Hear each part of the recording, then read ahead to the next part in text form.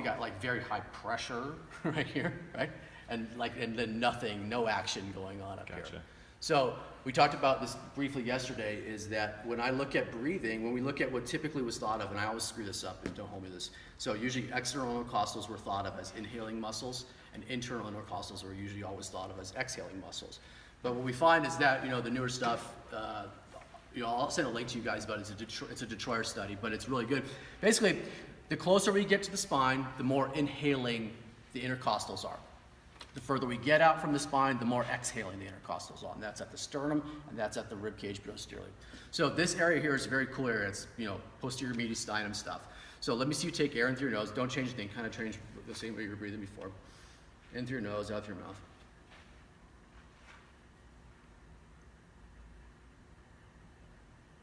So we get nothing. He's got no air coming up here. So he's literally like he's suffocating himself. So the only way he's getting air in is stop doing that. Right? I mean, that's the only way Craig would get air in, I would guess, is through kind of like he's just extending through that thoracolumbar junction. He's not getting any air driving up into his upper chest wall, posterior or anteriorly.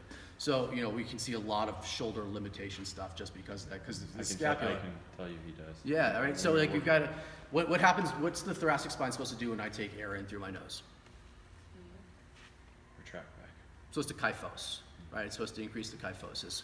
We get that pump handle here, but it's also supposed to bucket handle. You actually get the bucket handle here too. That's misleading. But I need this to happen here, and I need that to happen on the other side too. So we have no pump handle on either side of his upper chest wall. So, the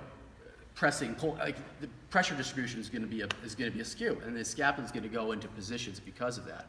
And depending on if he's got a twist or anything else, we can look at it through shoulder motion. But we're just getting an idea of the human being that we have in front of us. Are we okay, guys? Okay. So let's go on your back, and then we'll do this.